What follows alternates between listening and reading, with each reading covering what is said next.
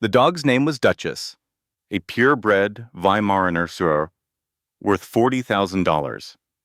Tonight, Caroline Apter Ashford, 8 months pregnant, would be sleeping in her house, not beside her, in her house, the climate-controlled kennel behind the pool.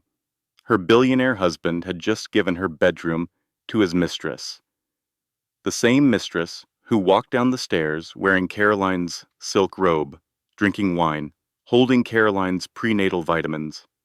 "You left these in the bathroom," the mistress said sweetly. "You should really take better care of yourself, for the baby." Caroline looked at her husband, waiting, hoping. He checked his watch. "Dinner's at 7, he said to his mistress. Then, without looking at his pregnant wife, "The housekeeper will bring you something." But this wasn't just about humiliation. This was about $400 million, a trust fund that would belong to Caroline's unborn daughter the moment she took her first breath. Money her husband couldn't touch, unless he controlled the child's guardian. So he built a case, called psychiatrists, bribed witnesses, created a paper trail proving his pregnant wife was mentally unstable. A woman sleeping in a dog kennel? Clearly delusional. A woman pounding on locked windows during a thunderstorm while having contractions? Obviously hysterical. He wasn't just breaking her down, he was erasing her. But what Harrison Ashford didn't know was that his pregnant wife had stopped being a victim, and she was about to become his worst nightmare, the lesson and value. This story isn't just entertainment. It's a mirror for anyone who has ever been made to feel small, invisible, crazy, for anyone who has ever been told their reality isn't real, for anyone who has stayed too long because leaving felt impossible. Caroline's journey proves one truth. The prison door is often unlocked. We just forget we hold the key. You come from women who survive. Remember that. Always. The dog's name was Duchess, a purebred Weimaraner worth $40,000. Tonight, Caroline Ashford would be sleeping in her house. The first thing Carrie noticed was the sound. The zipper of a garment bag, then another, then the hollow thud of hangers hitting cardboard. She stood in the doorway of what had been her bedroom for 7 years, one hand pressed against her swollen belly, watching two housekeepers pack her life into boxes. "What's happening here?" she asked. Elena, the head housekeeper, wouldn't meet her eyes. She just kept folding cashmere sweaters. Carrie's cashmere sweaters. The cream one Harrison had bought her in Milan. The gray one from their anniversary trip to Paris. Fold after fold after fold. "Elena, look at me. What is going on?" The older woman's hands trembled slightly. Still, she said nothing. Carrie stepped into the room. Her room. The California king bed where she'd slept beside her husband for 7 years. The bay window where she'd watched countless sunrises. The walk-in closet that now stood empty, hangers swinging like skeleton bones. "Someone needs to explain this to me right now," Carrie said. Her voice came out smaller than she intended. "That would be me." She turned. Harrison stood in the doorway. 41 years old, silver at his temples, Armani suit perfectly pressed. He looked like he was dressed for a board meeting, not a conversation with his 8 months pregnant wife. "Harrison, what's happening? Why are they packing my things?" He checked his watch, the Patek Philippe she'd given him for their 5th anniversary. "Vanessa will be moving into the master bedroom," he said. His voice was calm, almost bored. "It's more practical. She needs the ensuite bathroom, you understand." Carrie felt the words before she processed them. They hit her chest like stones dropped into still water. "Vanessa," she repeated, the name of the woman she'd suspected for months. The name he'd sworn meant nothing. "Vanessa is moving into our bedroom. Correct? And where exactly am I supposed to sleep?" Harrison gestured toward the window. Past the infinity pool, past the pool house, past the guest cottage, to the structure at the far edge of the property. The custom-built, climate-controlled kennel he'd constructed last year for Duchess. Heated floors, air conditioning, nicer than most apartments in the city. "It's temporary," he said, "until we figure things out." Carrie's hand went to her belly. The baby kicked, hard, as if she could feel her mother's heart shattering. Say something, Carrie thought. Scream, throw something, slap him across his smug face. But her mouth wouldn't open. 7 years of marriage had trained her throat to close when it should open. 7 years of learning to be quiet, to be grateful, to be the perfect wife of Harrison Ashford III. "You want me to sleep in the doghouse," she said slowly. "It's climate-controlled. Quite comfortable, actually." Duchess certainly never complained. "Duchess is a dog, Harrison, and you're being dramatic, as usual." The baby kicked again. Carrie pressed her palm flat against her stomach, trying to soothe her daughter, trying to soothe herself. "I won't do it," she said. Harrison smiled. It was the smile she'd once found charming. Now it looked like a wound. "You will," he said, "because you signed a prenuptial agreement that leaves you with nothing if you walk away. Because every credit card, every bank account, every asset is in my name. Because you have nowhere to go and no one who can help you."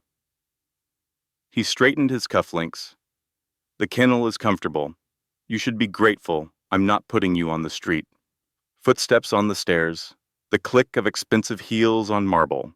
Vanessa Blair descended like she owned the place. 29 years old, blonde, wearing Carrie's robe, the silk one Harrison had bought in Paris, the one Carrie had worn on their honeymoon. In one hand, Vanessa held a glass of red wine. In the other, she held Carrie's prenatal vitamins. "Oh, you left these in the bathroom," Vanessa said. Her voice dripped with sweetness, like honey laced with poison. "You should really take better care of yourself, for the baby." Carrie stared at the vitamins, at the robe, at this woman standing in her home, wearing her clothes, holding her things. "Harrison," Carrie said. She hated the pleading in her voice, hated herself for hoping. "Please." He checked his watch again. "Dinner's at 7, he said to Vanessa. Then, without looking at Carrie, "Elena will bring you something." They walked away together, Harrison's hand on the small of Vanessa's back, the same place he used to touch Carrie, the same gentle pressure, the same possessive claim. Elena appeared at Carrie's elbow. The older woman's eyes were wet. "I'm so sorry, Mrs. Ashford," she whispered. "I'll bring extra blankets." Carrie couldn't speak, couldn't move, could only stand there in the empty room that used to be hers, watching her life get packed into cardboard boxes. That was the moment Carrie realized she had married a stranger. But what she didn't know yet was that the stranger was about to become her worst nightmare. The kennel was 75 feet from the main house. Carrie counted every step as she walked there in the fading light, her overnight bag bumping against her hip. Inside, the space was exactly as Harrison had described. Climate-controlled, heated floors, a large dog bed in the corner that Duchess had never actually used because the dog preferred sleeping on Harrison's $1,000 sheets. Carrie lowered herself onto the bed. The cedar chips beneath the cushion released their expensive scent. The heating system hummed. Her silk blouse stuck to her back despite the perfect temperature. She pulled out her phone. Her hands were shaking so badly she could barely unlock the screen. "Mom," she said when Diane answered. "Mom, I need you." "Baby girl, what's wrong? Is it the baby? Are you in labor?" No, it's not the baby, it's Harrison. He's making me sleep outside, in the doghouse. His mistress is in our bedroom." Silence on the line. Then, "You get in your car right now. You come home." "I can't." "Caroline Marie, you listen to me." "Mom, I can't." "The prenuptial agreement. I signed papers. I didn't read them properly because I loved him and I trusted him. My name isn't on anything. The cars, the accounts, nothing. If I leave, I get nothing. And then how do I take care of the baby? Her mother's breathing was ragged. Carrie could picture her standing in the tiny kitchen of the house where Carrie grew up. The house that suddenly felt like a palace compared to this gilded cage. We'll figure it out, Diane said. We always figure it out. You come home, and we'll figure it out together. It's not that simple. Then make it simple. Walk out the door, Solons. Get in a car. Come home. Carrie looked around the kennel. The heated floor, the insulated walls, the water bowl in the corner that someone had thoughtfully removed before her arrival. I need to think, she said. I need to figure out what to do. There's nothing to figure out. He's treating you like an animal, Caroline. Like something less than human. I know. Her voice cracked. I know. Then come home. Let me think. Please, just give me tonight to think. Diane was quiet for a long moment. When she spoke again, her voice was thick with tears. I raised you to be strong, she said. Your grandmother raised me to be strong. You come from women who survive, baby girl. Whatever you decide, remember that. You come from women who survive. Carrie ended the call, set the phone face down on the dog bed, pressed her palms against her eyes. The baby kicked again. Once, twice, 3 times. I know, Carrie whispered to her daughter. I know. Outside, the lights in the main house glowed warm and golden. Through the window, Carrie could see the dining room.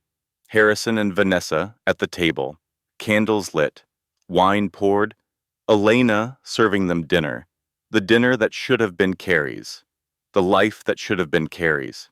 She lay back on the dog bed, stared at the ceiling, wondered how she had ended up here, wondered who she had become. Somewhere in the main house, Vanessa laughed. The sound carried across the property like a knife. Carrie closed her eyes. 7 years ago, she had walked down the aisle toward Harrison Ashford III. She had worn her mother's veil. She had carried white roses. She had believed every word of his vows. I will protect you. I will provide for you. I will love you until my last breath. He was protecting Vanessa now. Providing for Vanessa. Loving Vanessa. And Carrie was sleeping in a doghouse with an unborn child and nothing but the clothes on her back. She didn't cry. The tears wouldn't come.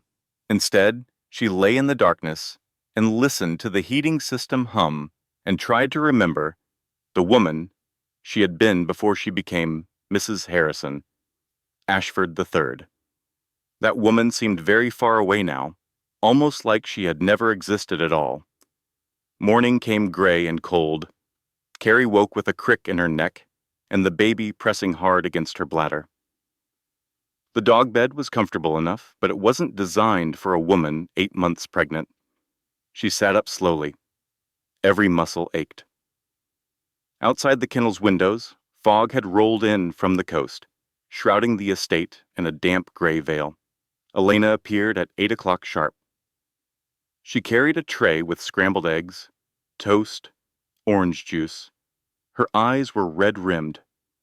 I brought extra protein, Elena said quietly. For the baby. Thank you. Elena set the tray on the small table Harrison had installed for grooming equipment. She hesitated at the door. Mrs. Ashford, she said, there's something you should know about Miss Blair. Carrie's heart quickened. What is it? Elena glanced toward the main house, checking for watchers. She's not just his... Elena! Vanessa's voice cut across the lawn. I need you in the house. Now! The housekeeper flinched, her mouth closed. Whatever she'd been about to say died on her lips. I'm sorry, Elena whispered. And then she was gone. Carrie stared at the doorway for a long moment. Then she picked up her fork and forced herself to eat. The baby needed food, even if Carrie had no appetite. At 9 o'clock, Vanessa appeared at the kennel door. She was wearing Carrie's cashmere sweater. The cream one from Milan. Time for your doctor's appointment, Vanessa said brightly. I'm driving you. I can drive myself. Harrison thinks it's better if I take you. He's worried about your stress levels. You know how he cares about the baby. The words landed like small cuts. Harrison cares about the baby. Not about Carrie. About the baby. Carrie followed Vanessa to the garage. Vanessa chose Carrie's car, the white Mercedes SUV, the one Harrison had given her for their 6th anniversary. I love this car, Vanessa said, adjusting the seat. I think I'll keep it. The drive to Dr. Keen's office took 20 minutes. Vanessa hummed along to the radio the entire time. Pop songs, happy songs, songs about love and summer, and dancing. Carrie stared out the window and said nothing. At the clinic, Vanessa settled into the waiting room with a magazine. I'll be right here, she said. Take your time. The examination room was cold. Carrie sat on the paper-covered table in her hospital gown, waiting for Dr. Keen. The walls were decorated with diagrams of fetal development, week by week. The journey from cell to human. Dr. Keen entered with her tablet and her professional smile. Patricia Keen, 52 years old. Gray-streaked hair pulled back in a neat bun. 27 years of delivering babies. Let's check on this little one, Dr. Keen said, pressing the ultrasound wand to Carrie's belly. The baby appeared on the screen, heart beating, tiny fists clenched. Perfect. She looks beautiful, Carrie said. Her voice caught. She is. Dr. Keen moved the wand, measured, clicked, measured again. Then she set down the device and looked at Carrie directly. Your blood pressure is dangerously high, 160/95, and your cortisol levels are through the roof. The stress hormones are affecting the baby. I haven't been sleeping well. Caroline, Dr. Keen's voice dropped. I need you to tell me what's happening at home. Carrie opened her mouth, closed it, opened it again. Your husband called ahead, Dr. Keen said carefully. He informed my office that you've been unstable, that you're having delusions, that you've been sleeping outside by choice. The room tilted. Carrie gripped the edge of the exam table. He said what? He also asked me to recommend a psychiatric evaluation. Carrie couldn't breathe. He wasn't just humiliating her, he was building a case, creating a narrative, preparing for something. He's lying, Carrie said. He's forcing me to sleep in the dog kennel. His mistress took our bedroom. I didn't choose any of this. Dr. Keen was quiet for a moment. Then she stood up and locked the examination room door. I've been practicing for 27 years, she said.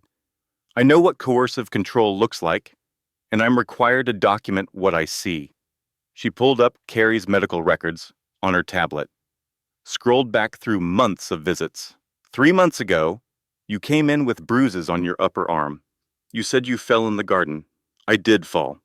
The bruising pattern wasn't consistent with a fall. It was consistent with someone grabbing you. Carrie remembered. The night she'd asked about the texts on his phone, the way Harrison's face had changed, the first time he'd grabbed her wrist and squeezed until she whimpered. You're imagining things, he'd said.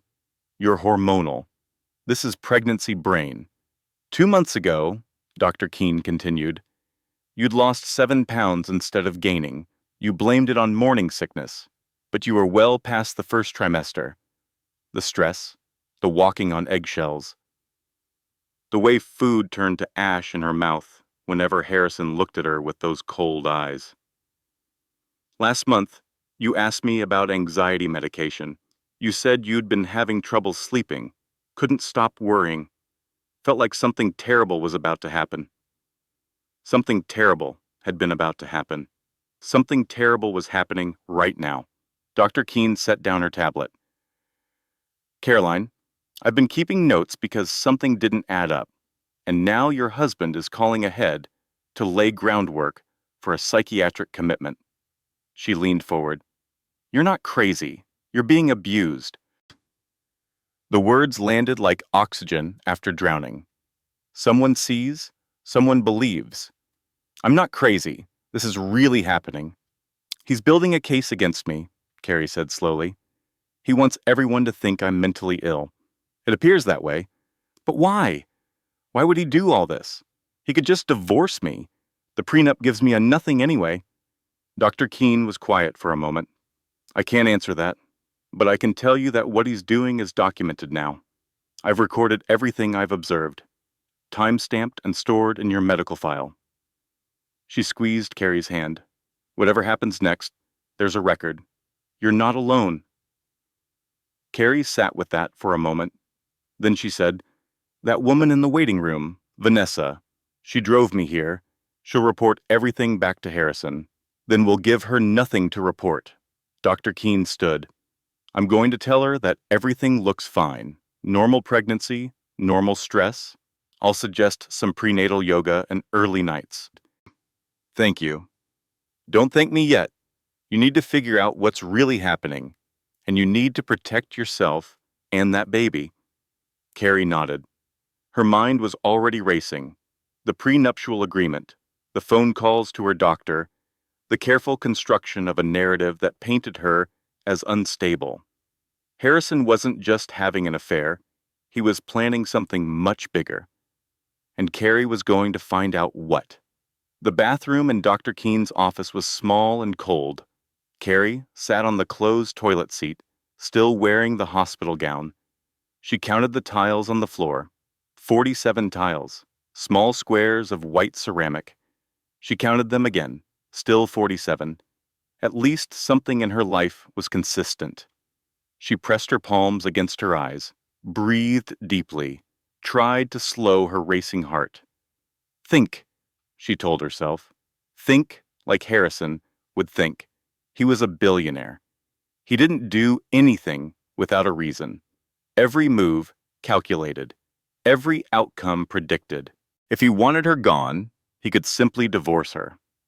The prenup ensured she'd walk away with nothing. But he wasn't divorcing her. He was humiliating her, breaking her down, making her sleep in a dog kennel while his mistress took her bedroom. "Why?" the baby kicked. Carrie's hand went automatically to her stomach. The baby.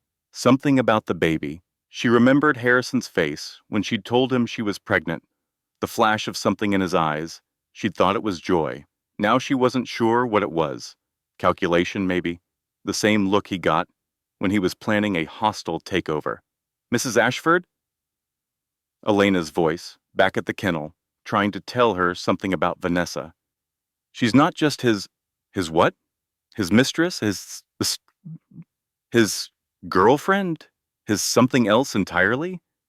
Carrie stood up, splashed cold water on her face, looked at herself in the mirror. She barely recognized the woman staring back at her, pale, hollow-eyed, beaten down by 7 years of subtle cruelty that she'd mistaken for love. But somewhere beneath that broken exterior, there was still a spark. The girl who had worked her way through college, the woman who had caught Harrison Ashford's eye at a charity gala and charmed him with her wit and her warmth. That woman wasn't dead. She was just sleeping. And it was time to wake her up. Carrie straightened her shoulders, lifted her chin, made a decision. She was going to find out what Harrison was really planning, and she was going to stop him, one way or another. The ride home from the doctor's office was silent. Vanessa hummed her happy songs. Carrie stared out the window. Neither of them spoke. That night, Carrie lay in the kennel and made a plan. She needed information. She needed to understand what Harrison was doing and why, which meant she needed access to things he'd kept locked away. His study, his files, his secrets. The next 3 days, Carrie watched and waited. She noted Harrison's schedule, his patterns, when he left for work, when he came home, when he went to the gym, when he met with his lawyers. On Thursday morning, Harrison and Vanessa left together for a business meeting in the city. They wouldn't be back until evening. Elena found Carrie at the kennel door. "He forgot to lock his study," Elena whispered. "The cleaners found it open this morning." "How long do I have?" "A few hours, maybe more." Carrie moved faster than she'd moved in months. Her body protested, but she pushed through. Up the gravel path, through the back door, down the hallway lined with art that cost more than most people's houses. Harrison's study door stood slightly ajar. She pushed it open, leather and old paper, dust motes floating in afternoon light, the click of a filing cabinet drawers that she'd never been allowed to touch. She started with the desk. The drawers were locked, but she knew where he kept the key, behind the painting of his grandfather, the one secret he'd shared with her during their honeymoon, when he still pretended to trust her. The key was still there. She opened the first drawer. Nothing important, business cards, old receipts, a photograph of Harrison's parents on their wedding day. The second drawer, legal documents, contracts, a copy of their prenuptial agreement. Carrie pulled it out. Read it slowly, carefully, the way she should have read it 7 years ago. The language was devastating. In the event of mental incapacity, all decisions regarding any minor children shall transfer to the husband. In the event of divorce, initiated by the wife, she receives no assets, no alimony, no division of property. In the event of the husband's infidelity, the clause was blank, intentionally incomplete, as if the lawyers had simply forgotten to fill it in. She kept reading. More clauses, more restrictions, more ways Harrison had protected himself while leaving her with nothing. Then she found something hidden behind the agreement. A second folder. Bank statements. She opened it. The numbers blurred together at first. Too many zeros. Too many accounts. Transfers she didn't understand. But one name jumped out at her, again and again. Vanessa Blair. Millions of dollars moving to accounts in Vanessa's name. Shell companies, offshore holdings, money disappearing from Ashford Industries and reappearing somewhere else entirely. Carrie's hands trembled as she kept reading. Vanessa wasn't just Harrison's mistress. She was his business partner. They were moving money together, hiding assets, building something separate from everything Harrison had on paper. She photographed every page with her phone. Hands shaking, heart pounding. The sound of tires on gravel. She shoved everything back into the drawer, locked it, replaced the key behind the painting, slipped out the back door, and down to the kennel just as Harrison's car pulled into the circular drive. Safe, for now. But she had what she needed. She had proof that Harrison was hiding something, proof that Vanessa was more than she appeared. Now, she just had to figure out what it all meant. That night, Carrie called Bridget. It had been 5 years since they'd spoken. 5 years since Harrison had convinced Carrie that her old friends were beneath them. That Bridget, with her second-hand clothes and her tiny apartment, didn't belong in the Ashford world. Carrie had believed him. She'd let Bridget go without a fight. Another piece of herself she'd surrendered without realizing it. Bridget answered on the first ring. "I wondered when you'd call," she said. No judgment, no anger, no "I told you so." Carrie's throat tightened. "I'm in trouble, Bridget. Tell me everything." So Carrie did. The dog kennel, the mistress, the prenuptial agreement, the medical records, the money she'd found moving to Vanessa's accounts. Bridget listened without interrupting.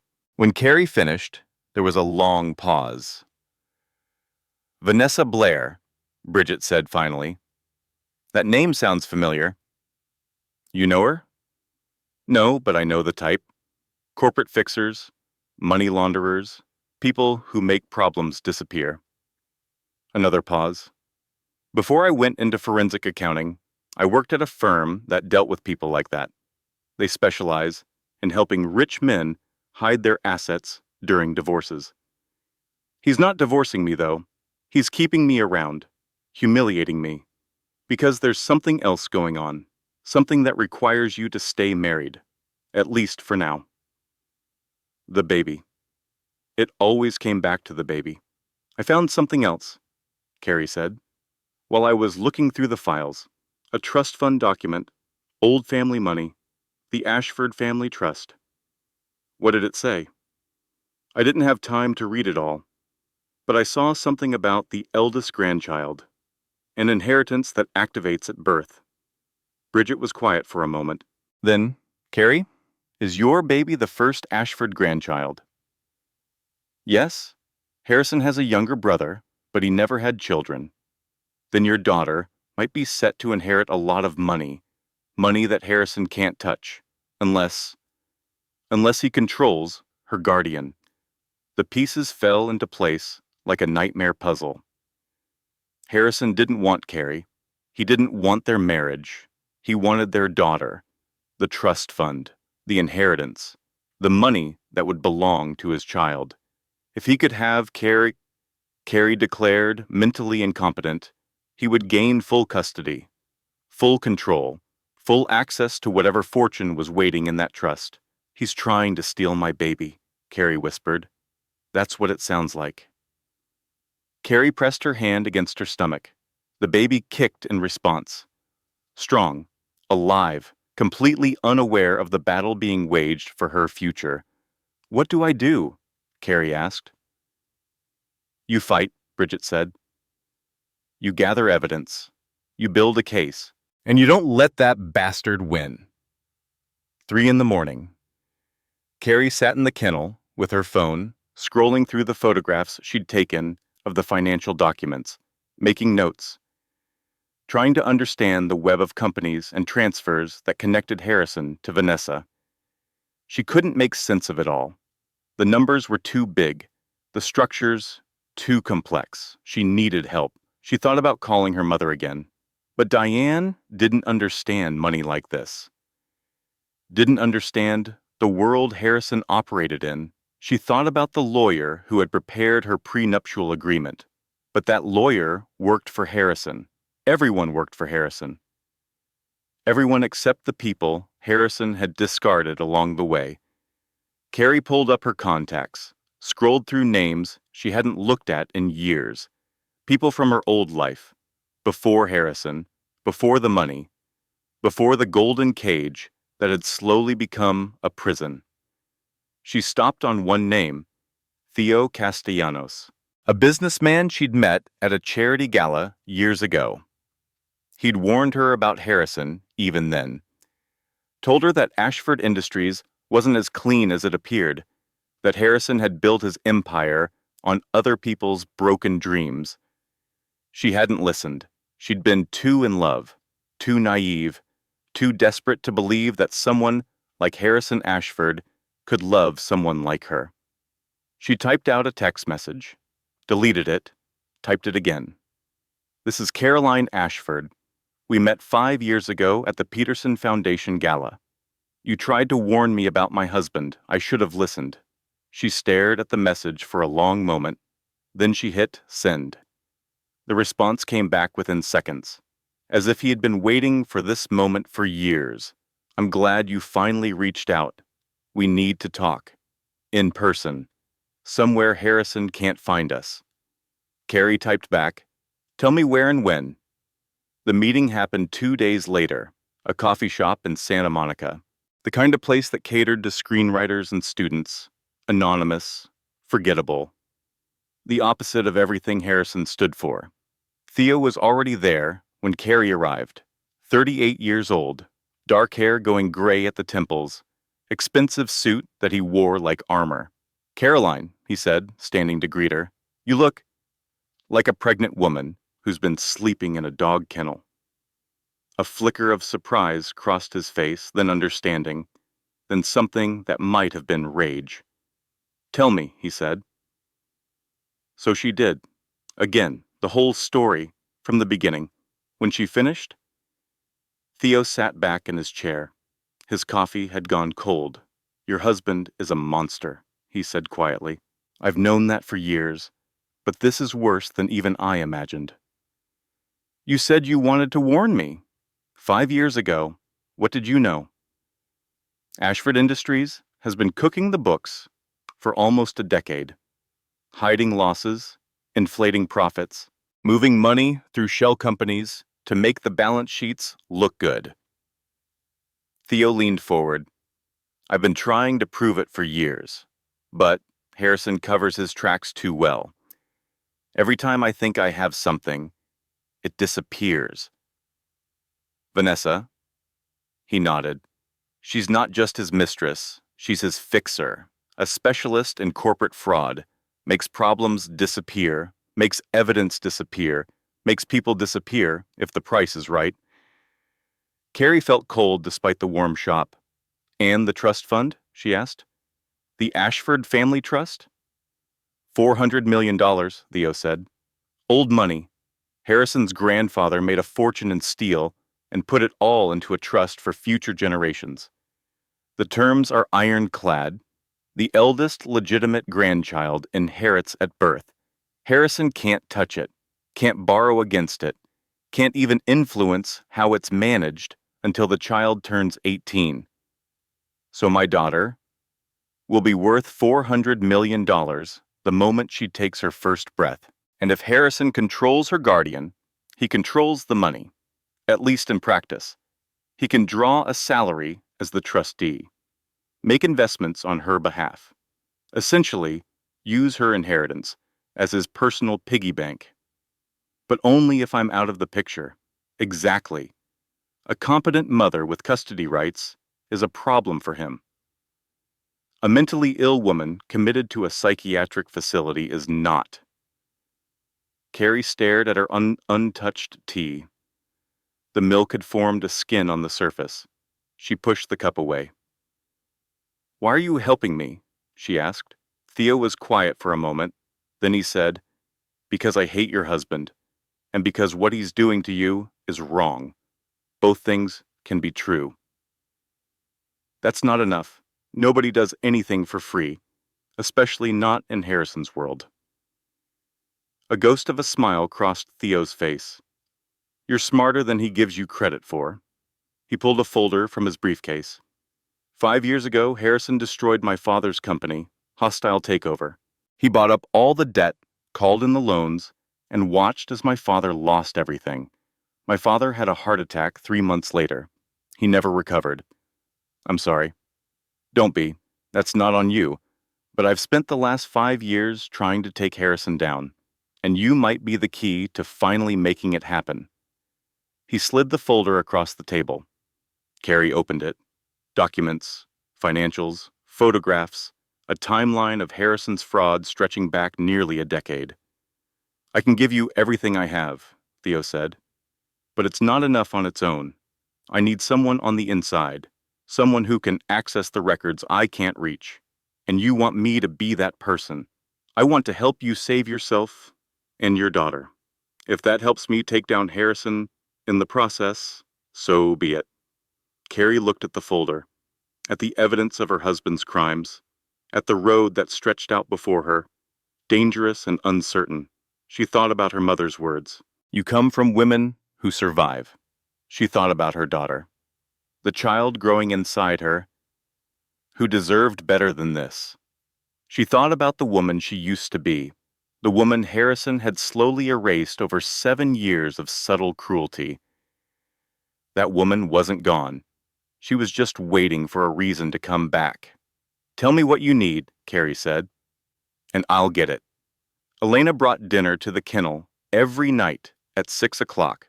Roast chicken, grilled salmon, Caesar salad with homemade dressing. The same meals Carrie would have eaten in the dining room if her life hadn't fallen apart. Tonight, Elena lingered at the door. Mrs. Ashford, she said quietly, there's going to be a family meeting tomorrow. Mr. Ashford's father is coming. Graham? He hasn't been to the house in months. He heard about the arrangement. Elena's voice dropped even lower. He's not happy. Graham Ashford, 75 years old, oxygen tank, 3 months to live, according to the doctors. The man who had built the empire that Harrison now ran into the ground. When? Carrie asked. Tomorrow afternoon, 3 o'clock. Thank you, Elena. The housekeeper nodded and slipped away into the darkness. Carrie sat with this new information. Graham had always been kind to her, kinder than Margaret, certainly. He'd told her stories about his wife, who had died before Carrie met Harrison. He'd shown her photographs of Harrison as a boy. He'd seemed genuinely happy when they announced the pregnancy. If anyone could make Harrison see reason, it would be his father. But reason had never been Harrison's strong suit. Graham arrived the next afternoon in a black town car. Carrie watched from the kennel window as two nurses helped him out of the vehicle. He moved slowly, dragging his oxygen tank behind him. But his eyes were still sharp, still alert, still the eyes of a man who had built a fortune from nothing. Harrison met him at the door. They embraced, briefly. Margaret appeared behind them, her face a mask of pleasant neutrality. Carrie couldn't hear what they were saying, but she could see the tension in Harrison's shoulders, the way he kept glancing toward the kennel, the way his smile didn't reach his eyes. An hour passed, then 2. At 5 o'clock, Graham appeared at the kennel door. He stood in the doorway for a long moment, taking in the scene, the dog bed, the makeshift furniture, the pregnant woman sitting among it all like a refugee in her own life, his face crumpled. "My God," he whispered. "Hello, Graham." He shuffled inside, lowered himself onto the bench by the door. His oxygen tank hissed softly. "I didn't believe it," he said. "When they told me, I didn't believe it, my own grandson. I thought surely there must be some misunderstanding. There's no misunderstanding. No." He looked around again. His eyes were wet. "No, I suppose there isn't." Silence stretched between them. The heating system hummed. Outside, a bird sang. "I know what you're thinking," Graham said finally. "I raised him. I made him this way. And you're right. I did." Carrie didn't argue. There was nothing to argue about. "His mother wanted him to be strong," Graham continued. "Competitive, a winner. And I went along with it because I thought that's what a man should be. I taught him that winning was everything, that other people were obstacles to be overcome." He coughed, a wet, rattling sound. "I never taught him how to love, how to be kind, how to treat other people as human beings instead of tools to be used." "Why are you telling me this?" Graham looked at her directly. "Because I'm not here to apologize for him. I'm here to help you survive him." The words hung in the air. Carrie felt something shift in her chest. Something that might have been hope. "How?" she asked. "I know about the trust fund," Graham said. "The $400 million that will belong to your daughter the moment she's born. I helped create that trust. I wrote the terms. I know exactly what Harrison is planning. And what is he planning? He's going to have you declared mentally incompetent. He's already laying the groundwork. The calls to your doctor, the witnesses he's assembling, the psychiatric experts he's hired." Graham's voice hardened. "Once you're committed, he'll have full custody of the child, full control of her inheritance. He'll be able to use that money however he wants while she grows up in boarding schools and summer camps, never knowing that her father stole her future." Carrie pressed her hand against her stomach. The baby was quiet now, sleeping, maybe, unaware of the war being waged for her. "But that's not all," Graham continued. "There's something else. Something about Vanessa. She's not really pregnant, is she?" Graham looked surprised. "You know? I suspected. She drinks wine. She doesn't take prenatal vitamins. She doesn't have any of the symptoms I have. She faked the pregnancy to pressure Harrison into divorcing you faster. But the trust specifies legitimate grandchildren, and Harrison is still legally married to you. Any child Vanessa might claim would have no standing." "So he needs me," Carrie said slowly. "He needs me to stay married to him long enough for our daughter to be born, and then He needs me to disappear. That's the shape of it. Why are you helping me? Graham was quiet for a long moment. When he spoke, his voice was thick. I have 3 months to live, maybe less, and I've spent the last 75 years building things that will outlast me. Companies, fortunes, a family name. He looked at his oxygen tank. But what's the point of any of it if the people who inherit it are monsters? He reached into his pocket, pulled out a flash drive. Everything I know about Harrison's plans, the psychiatric experts he's hired, the witnesses he's bribing, the timeline he's working on. He pressed the drive into Carrie's hand. Use it, fight back, save yourself and your daughter. And what about you? Won't Harrison know you helped me? Let him know. What's he going to do? Kill me? Graham laughed bitterly. The cancer's already doing that.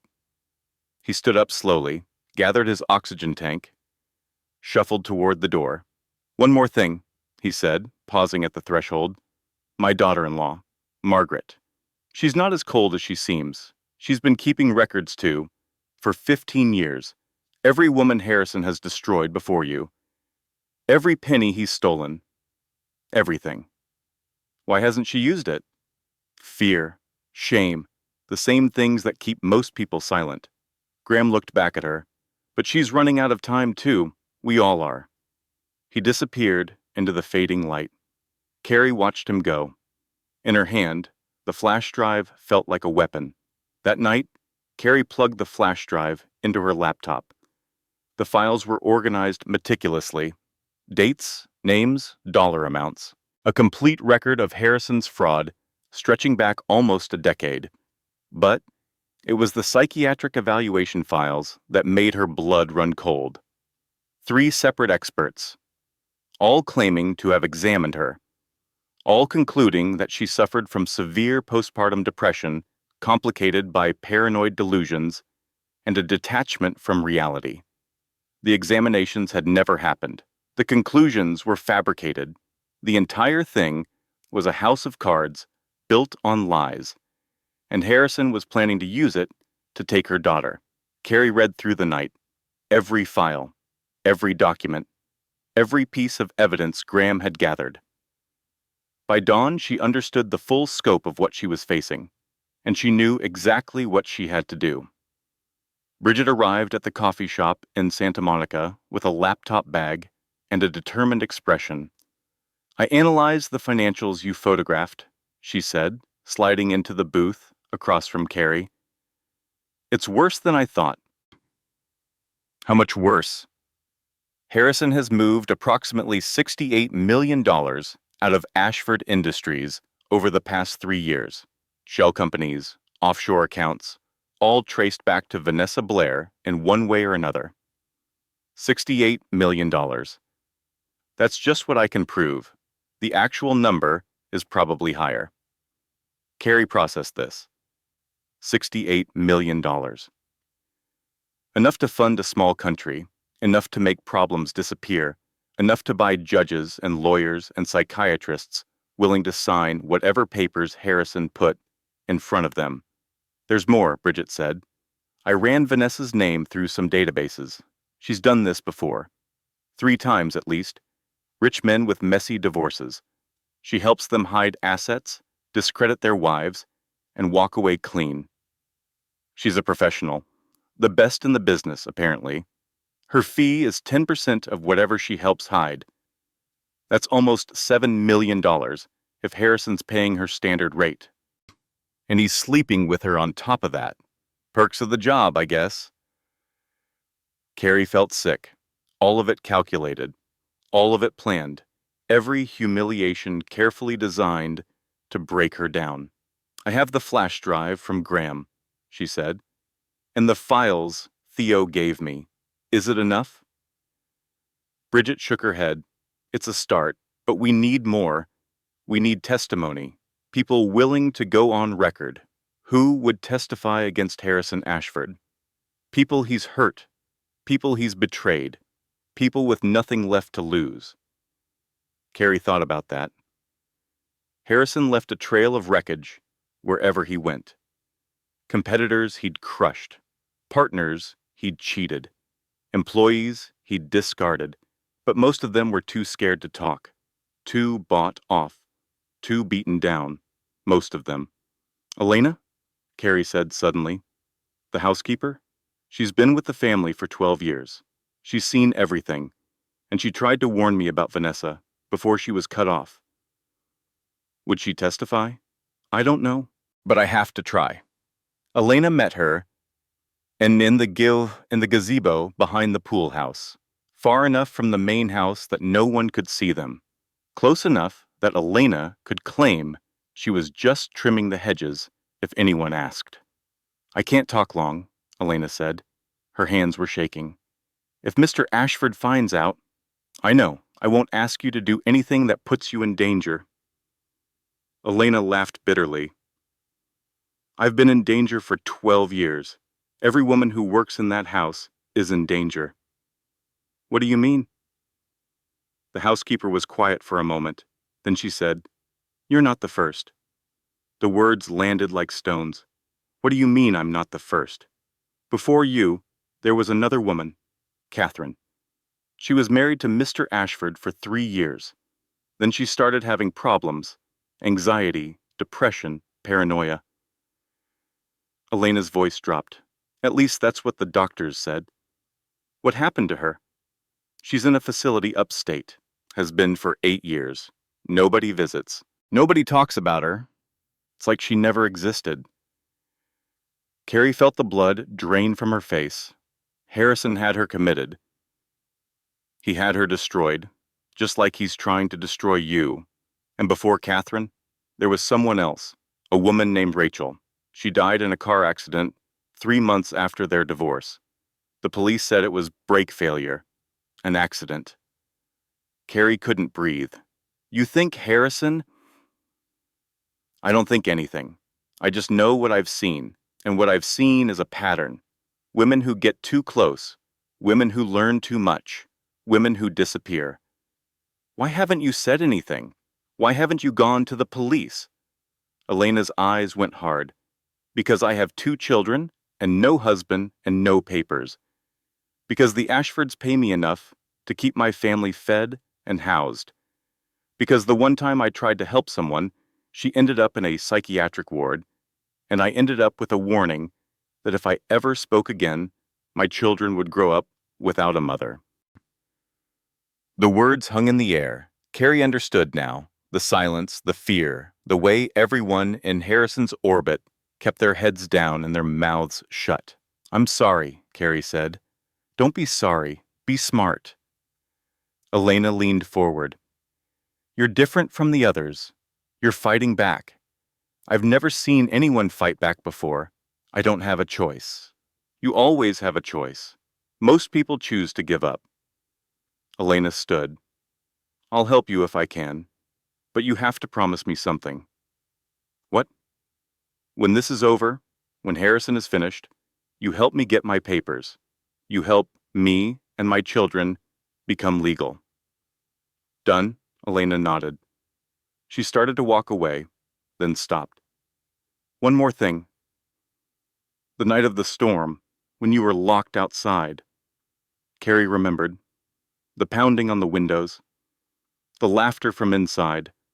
The moment she'd realized that Harrison and Vanessa would let her die. They weren't just ignoring you, Elena said. They were testing you, seeing how far they could push before you broke. Why? Because when someone breaks completely, no one believes them anymore. Their testimony becomes worthless. Their accusations become delusions. Elena's voice was flat. It's what they did to Catherine. Pushed her until she snapped, then used the snap as evidence that she was crazy all along. She disappeared into the hedges. Carrie sat alone in the gazebo for a long time processing what she'd learned. Catherine, Rachel, names she'd never heard before, women who had stood where she was standing now, women who had lost. But I'm not going to lose, Carrie thought. I'm going to fight, and I'm going to win for my daughter, for Elena, for Catherine and Rachel and every woman Harrison has ever hurt. I'm going to bring him down. The storm rolled in at midnight. Carrie woke to the sound of thunder. The kennel shook with each boom. Lightning turned the windows white. She reached for her phone. Dead. The charger must have failed. Then the power went out. The heating system clicked off. The lights disappeared. Darkness swallowed everything. Carrie felt her way to the door, pushed it open. Rain hammered the earth. The wind tore at her nightgown. She was soaked within seconds. The main house was 200 feet away. Through the rain, she could see lights flickering in the windows. They had a generator. Backup power? She started walking. The first contraction hit halfway to the house. Carrie gasped, pressed her hand against her stomach. It was too early. She wasn't due for another month. False labor. It had to be false labor. She kept walking. The second contraction was stronger. She had to stop, had to breathe through it. The rain pounded her face. The wind tried to push her back. She reached the house, tried the back door, locked. She pounded on the glass. Help! Someone help me! No response. She moved to the next window, the dining room. Through the rain-streaked glass, she could see Harrison and Vanessa, sitting by the fireplace, wine glasses in hand, candles lit against the storm. Carrie pounded on the window. Harrison, please! I think I'm in labor! They looked up. Harrison said something. Vanessa laughed. They didn't move. Carrie pounded harder. Please, the baby! Something's wrong! Harrison set down his wine glass, walked to the window, looked at her through the glass. His face was completely blank, as if he were looking at a stranger, at an animal, at nothing at all. Then he drew the curtains. The third contraction dropped Carrie to her knees. She crouched on the wet grass, arms wrapped around her belly, watching the lights in the windows go dark one by one. I could die out here, she thought. My baby could die, and they would let it happen. The realization was absolute, complete. She understood now what she was dealing with. Not a husband, not a man who had once loved her. A monster. Mrs. Ashford? Elena's voice cut through the rain. Mrs. Ashford! I'm here! The housekeeper appeared from the darkness. Umbrella abandoned, soaked to the bone. She grabbed Carrie's arm. I saw from my window. Come with me. We have to get you to the hospital. He locked me out. He watched me, and he locked me out. I know. We'll deal with that later. Right now, we need to get you dry and warm. Elena half-carried Carrie to her car, a 15-year-old Honda that had seen better days. The engine turned over on the third try. Hold on, Elena said. Just hold on. The drive to the hospital was a blur of rain and pain and fear. Carrie counted the contractions, 6 minutes apart, then 5, then 4. But by the time they reached the emergency room, the contractions had stopped. False labor, brought on by stress and cold and fear. The baby was fine, heart rate normal, no signs of distress. But Carrie's blood pressure was through the roof, 170 over 100.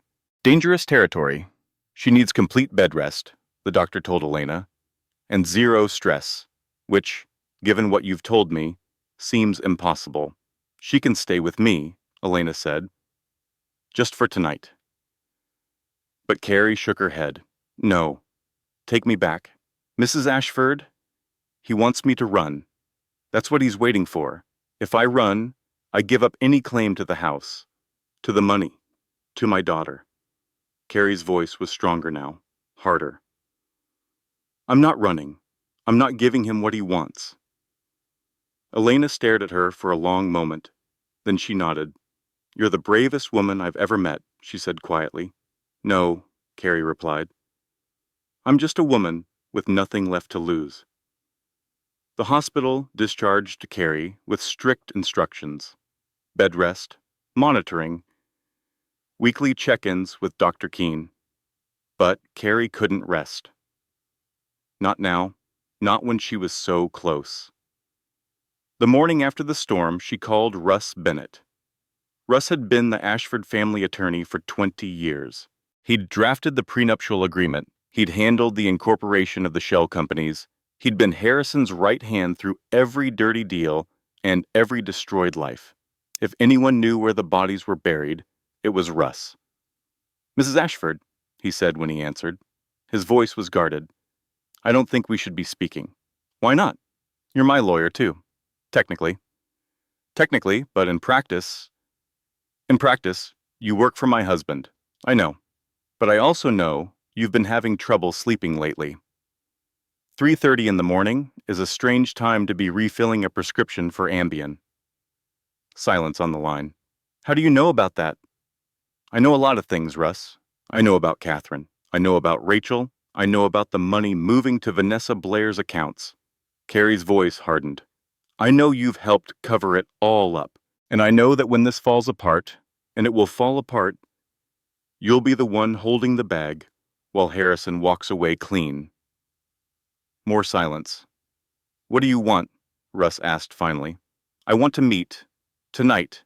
Somewhere Harrison won't think to look." "That's not possible." "Make it possible. Unless you want me to send what I have to the State Bar and the FBI and the Wall Street Journal."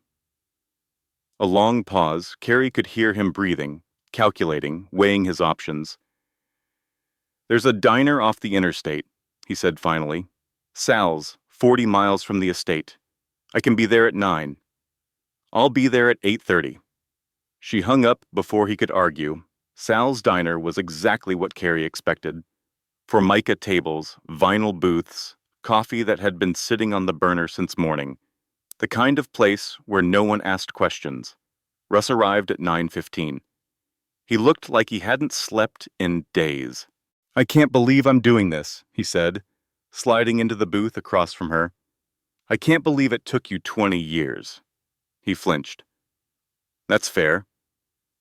Carrie waited. She'd learned from Harrison that silence was a weapon. Let people fill it with their own confessions. "I've done things," Russ said finally. "Things I'm not proud of. Things I told myself were just business, just paperwork, just following orders." He stared at his coffee. "But the night of the storm, I watched through the security cameras. I saw him lock you out. I saw him leave you in the rain while you were having contractions. And I realized that I've become the kind of person who watches things like that happen and does nothing." He looked up. "I can't be that person anymore. So, what are you going to do about it?" Russ reached into his briefcase, pulled out a thick folder, slid it across the table. "Everything," he said. 20 years of everything. The fraud, the intimidation, the women he's destroyed, all of it. Carrie opened the folder, page after page of documents, contracts, depositions, bank records, photographs. "Why are you doing this?" she asked. "Because I've watched him destroy 3 women before you. I helped him do it. I prepared the paperwork.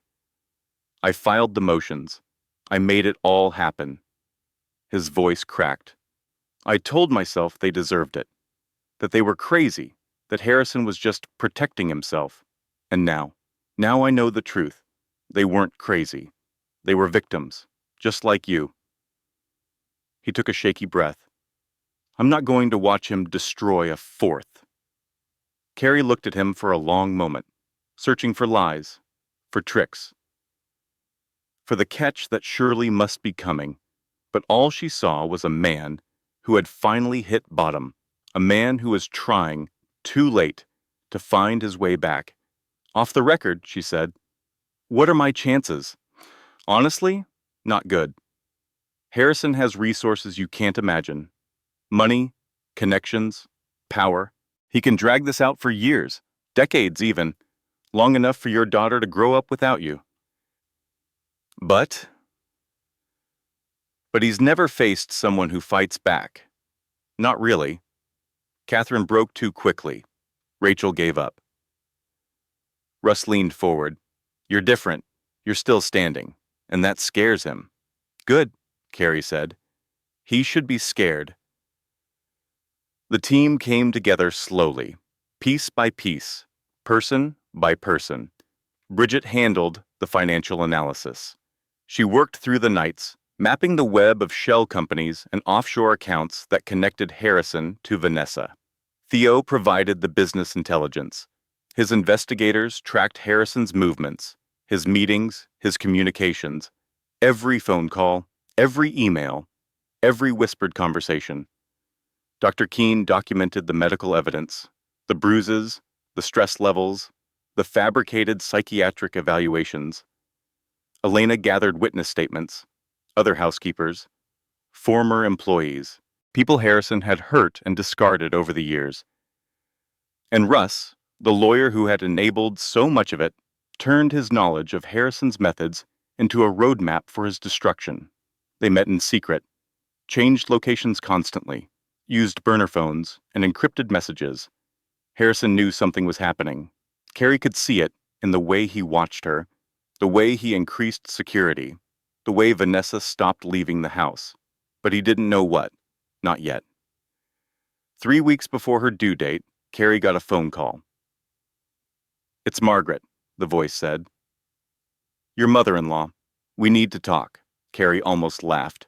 "With all due respect, Mrs. Ashford, I don't think we have anything to say to each other." "You're wrong. I have something you need. Something that will end this." Carrie considered.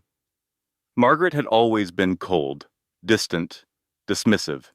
She'd made it clear from the beginning that Carrie wasn't good enough for her son. But Graham had said Margaret was keeping records. 15 years of records. Every woman Harrison had destroyed. "Where?" Carrie asked. "The garden bench. Behind the rose bushes. 30 minutes. Margaret was already there when Carrie arrived, dressed in black, as always, her silver hair perfectly styled, her face a mask of composure, but her hands were shaking. "I made excuses for my son his entire life," Margaret said, without preamble. "His father did the same. We created this. We're responsible. Why are you telling me this now?" "Because I'm dying too." Margaret's voice was flat. "Pancreatic cancer. The same thing that's killing Graham. We got the diagnoses 3 weeks apart. Poetic in a horrible way." Carrie didn't know what to say. "I've spent 50 years being the perfect Ashford wife," Margaret continued, turning a blind eye, making excuses, pretending not to see. She pulled a flash drive from her pocket. "This is everything. Every woman before you. Every dirty deal, every bribe, every threat. 15 years of evidence that I was too much of a coward to use." Carrie took the drive. It felt heavier than it should have. "Why now?" she asked. "Because Graham asked me to. Because I'm running out of time to do something right. And because that child you're carrying is my grandchild. And she deserves better than to grow up in the shadow of what this family has become." Margaret stood, straightened her jacket, became the ice queen again. "Don't thank me," she said. "I'm not doing this for you. I'm doing it for her, and for myself. Call it a deathbed confession if you want." She walked away without looking back. Carrie sat alone in the garden, holding 15 years of secrets in her hand. The night before the court date, Carrie went into labor. Real labor this time. 8 hours of contractions. The pain came in waves, each one stronger than the last. Harrison showed up at the hospital with his lawyers. He demanded to be present in the delivery room. He cited spousal rights. He threatened legal action. Dr. Keene blocked him at the door. "This patient has documented abuse," she said. "You're not coming in. She's my wife. That's my child. And I'm her physician. And I'm telling you that your presence would endanger both of them." Harrison's face went red. "You can't do this." "I just did. Security will escort you to the waiting room." Carrie heard the commotion through the haze of pain. Harrison shouting, Dr. Keene's calm response, the sound of footsteps retreating. Then there was only the labor, the breathing, the counting, the endless cycles of pain and relief. At 3:47 in the morning, Eleanor Grace Ashford took her first breath. 7 pounds, 4 ounces. Perfect. Pink. Screaming. Carrie held her daughter for the first time and felt something shift in her chest. Something fundamental. Something that would never shift back. "Hello, little one," she whispered. "I'm your mother, and I'm going to protect you, no matter what."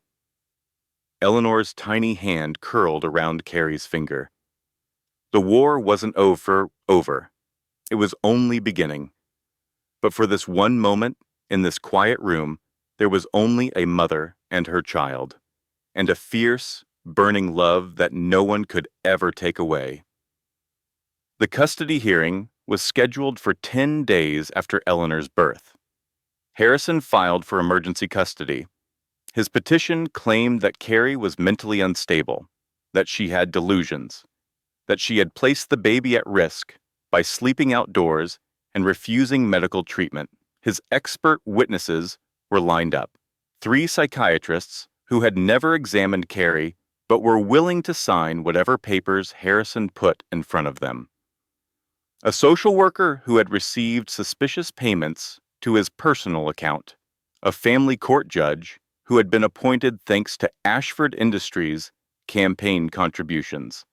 The fix was in. Everyone knew it. Everyone except the people Carrie had gathered on her side. The courtroom was packed. Reporters from 3 major newspapers, investigators from the district attorney's office, a representative from the State Bar Association. Harrison sat at the plaintiff's table with his team of lawyers. He looked confident, relaxed, like a man who had already won. Carrie sat at the defendant's table with Russ, who had officially switched sides. She looked tired, pale from the birth, still recovering, but she wasn't afraid. Not anymore. The judge called the room to order. Harrison's lead attorney rose to make his opening statement. "Your Honor, we are here today because a mother has demonstrated a pattern of behavior that puts her child at serious risk. We will show that Mrs. Ashford has a history of mental illness, of paranoid delusions, of dangerous choices that have endangered herself and her unborn child. We will show that the best interests of the child require that custody be granted to the father, who can provide a stable and secure environment."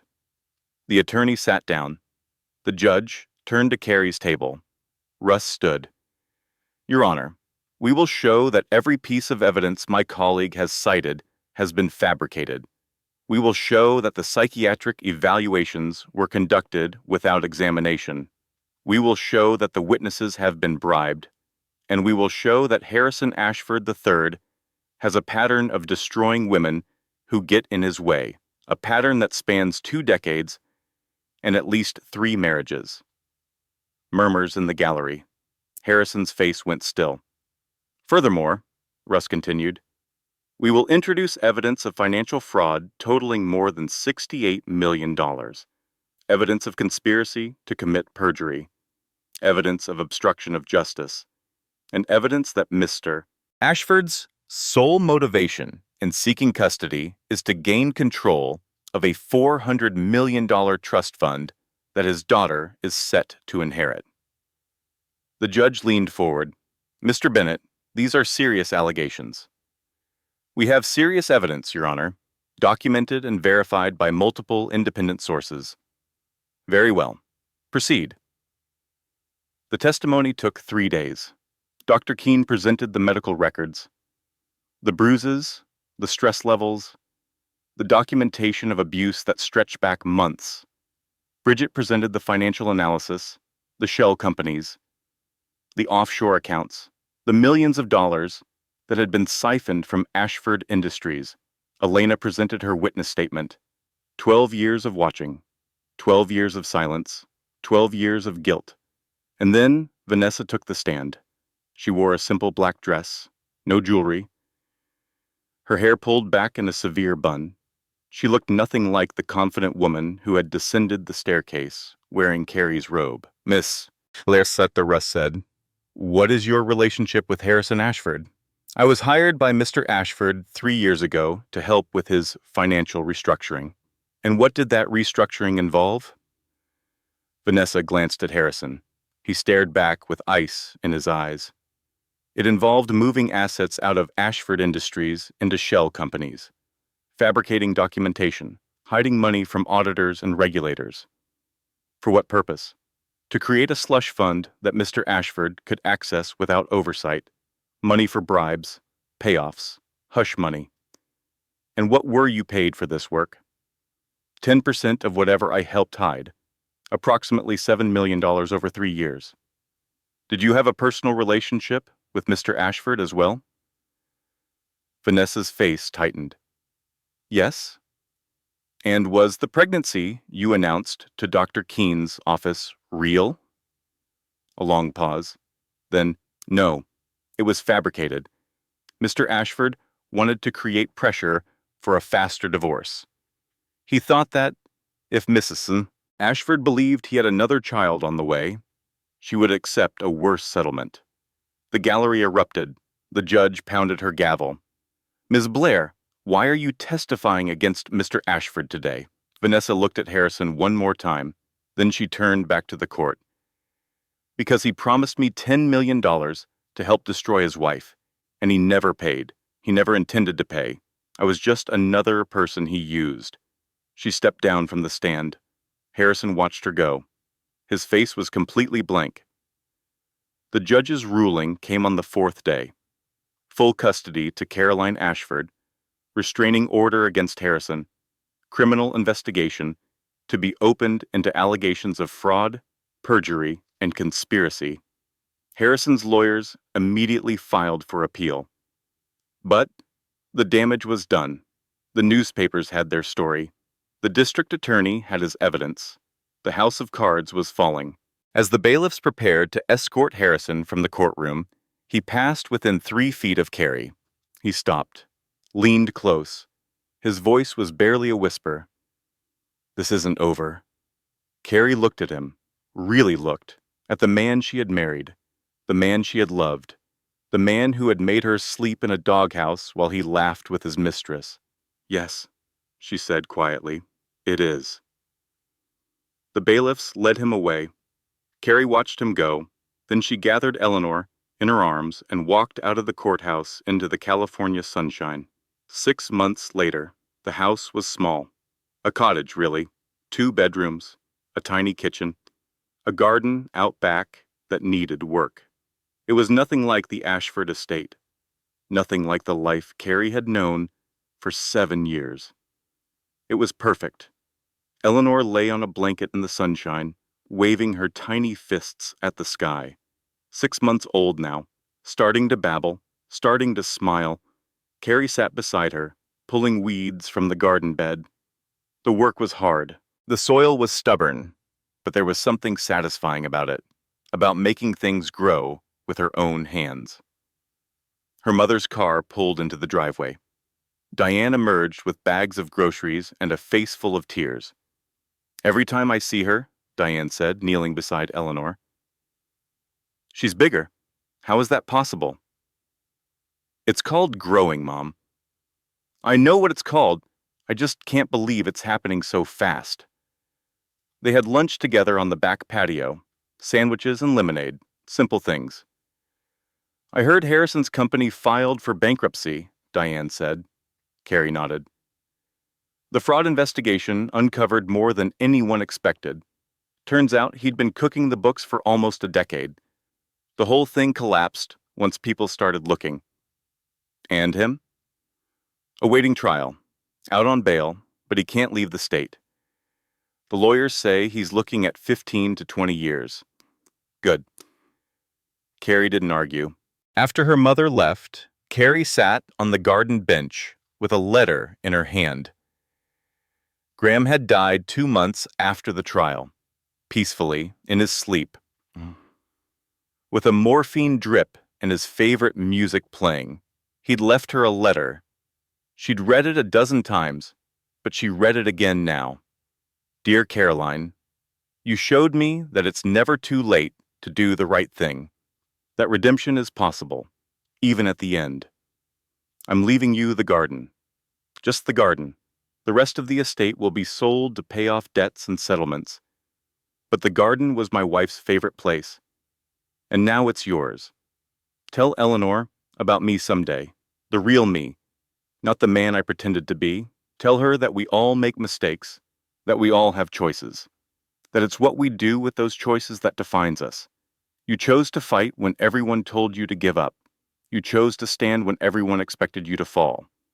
You chose your daughter over your comfort, over your safety, over everything. That's the woman Eleanor will grow up knowing. A mother who fought. A mother who won. Be proud of who you are, Caroline. You've earned it. With love and regret, Graham Carey folded the letter, tucked it back into her pocket, looked out at the garden that was now hers. The roses were blooming, pink and white and red. They filled the air with sweetness.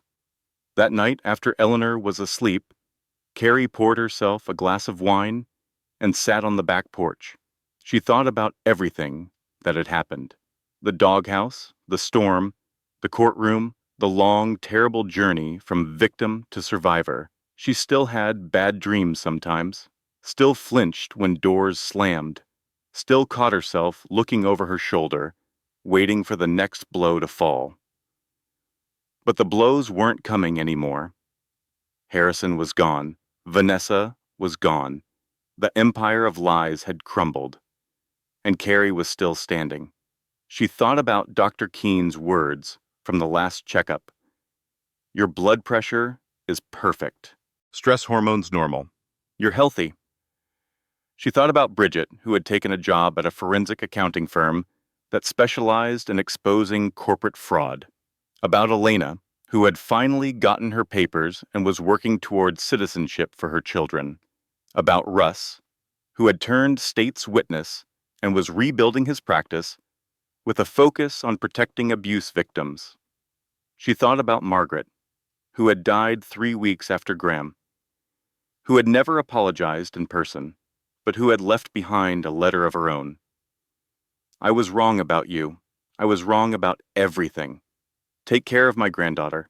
Give her the childhood my son never had. Carrie finished her wine, watched the stars come out one by one. The prison door had been unlocked all along. She had been her own warden, but now she was free, and she was never, ever sleeping in anyone's doghouse again. The next morning, Carrie made breakfast for Eleanor. Mashed bananas and pureed pears. The baby made a mess of everything, which made Carrie laugh. Afterward, she drove to the cemetery where Graham was buried. She stood at his grave for a long time, didn't say anything. Just stood there, holding Eleanor, letting the silence speak. Then she drove to the community center where she'd started volunteering, a program for women leaving abusive relationships, a place where she could share what she'd learned, where she could help others find their way out. The women there called her Caroline, not Mrs. Ashford, not the billionaire's wife, just Caroline, just herself. She spent the afternoon listening, sharing, being present. When she got home, she put Eleanor down for her nap. Then she went to the piano in the corner of the living room. She hadn't played in years. Harrison had always said her playing gave him headaches, that she should find a quieter hobby. But Harrison wasn't here anymore. She sat down, put her fingers on the keys, played a song from her childhood, a simple melody her grandmother had taught her. The notes were rusty, her timing was off, but she kept playing, and somewhere, in the small house that was finally her own, Caroline Ashford began to heal. Epilogue. 1 year later, the courtroom was packed again. But this time, Carrie wasn't the defendant. She was a witness. Harrison Ashford III sat at the defendant's table. He looked smaller somehow, grayer, diminished. The prosecutor called Caroline to the stand. She walked past Harrison without looking at him, took her seat, placed her hand on the Bible. Do you swear to tell the truth, the whole truth, and nothing but the truth? I do. And she did. She told the truth about the doghouse, about the storm, about the locked doors, and the laughter and the systematic destruction of everything she had been. She told the truth about Catherine and Rachel, about Elena and the housekeepers, about all the women who had come before and all the women who would come after if Harrison wasn't stopped. She told the truth about a man who had treated his wife like an animal, who had tried to steal his daughter's future, who had believed that money and power gave him the right to destroy anyone who stood in his way. And when she was finished, she looked at Harrison one last time. He was staring at the table. His lawyers were whispering urgently. His face was the color of old paper. "No further questions," the prosecutor said. Carrie stepped down from the stand, walked out of the courtroom, into the sunshine, into the arms of her mother and her daughter and her friends. Behind her, the trial continued. But Carrie didn't look back. She had done what she came to do. She had told her truth. The rest was up to 12 strangers in a jury box. The verdict came 3 weeks later. Guilty on all counts. Fraud, conspiracy, obstruction of justice, coercive control. 18 counts in total. The sentence, 22 years in federal prison. Carrie heard the news while making dinner for Eleanor. Bridget called to tell her. She didn't celebrate, didn't cry, didn't feel much of anything, really. Justice had been served. It didn't change what had happened, didn't heal the scars, didn't give back the years she had lost. But it meant something. It meant that the truth had won, and that was enough. That night, Carrie sat on the back porch of her little house and watched the sunset. Eleanor was asleep in her crib.